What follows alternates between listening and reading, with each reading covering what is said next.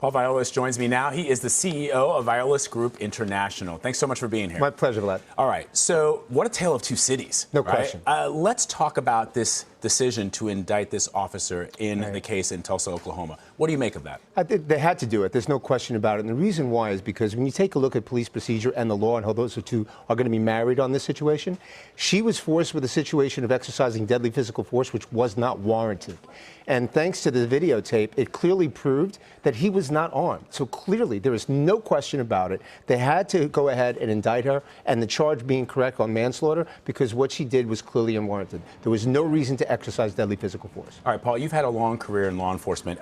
There's a lot of people in the African-American community who feel that if this tape did not exist, that officer could say that she was in fear of her life, right, and she would not be in the situation that she finds herself in today. How much validity can you give to the African-American community when they say that happens time and time again? 100%. You can't deny the empirical data.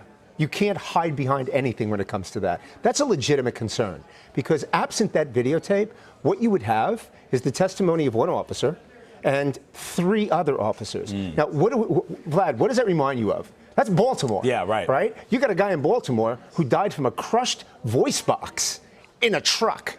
Really? Yeah. Now, if there was a videotape there, that would have been different. Those cops walked. We know that. She's not going to walk because of the videotape, because it showed she was wrong. Listen, if a cop does the wrong thing, no good cop, Vlad, will ever support a bad cop. And that's... And we should point out that she's innocent until proven guilty. But one of the other interesting facets of this case is that her fellow police officer pulled his taser when he was confronted with Mr. Crutchers, and she pulled her revolver. Give us a sense of police procedure. What is... I'm just trying to understand why he would pull a taser and she'd pull her gun. It's an excellent question. So let's talk about really the benchmark of that, Vlad. It's called the use of force continuum.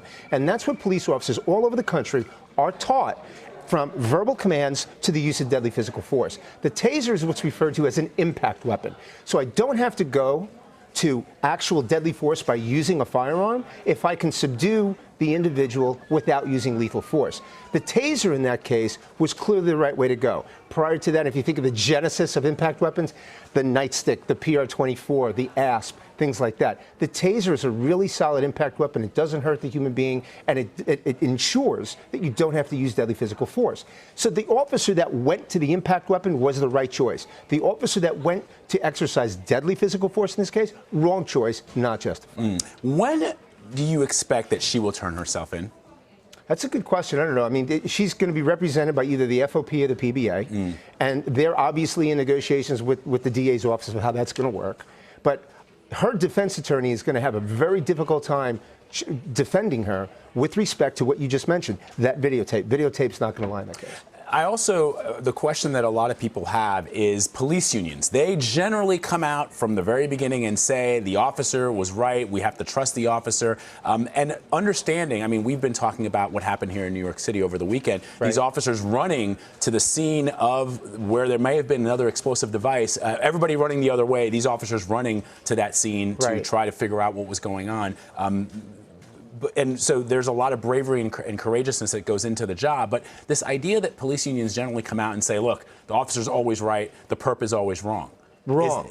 And we can't take that. And the reason why that's wrong for the police unions to take, and I was a part of the FOP when I was on the job, the reason why is because you lose credibility, Brad. You have no validity there. Cops are not always right. Look, we have 1.2 million police officers in the United States. And the fact is about 1% misrepresent the badge. But you don't get a pass. Police officers are held to a higher standard. Constitutionally, that's why we have the fighting words doctrine, right? We're held to a higher standard. So it really diffuses, it accelerates the argument, if you will, of why police are not being taken seriously and given respect right now. Because if you jump to the plate automatically and say, listen, I got to defend the cop, any good cop is going to look at that and say, yeah, that's no good. All right. Fascinating discussion. Paul Violas, thank you so much for being with us. Pleasure. Thanks for that.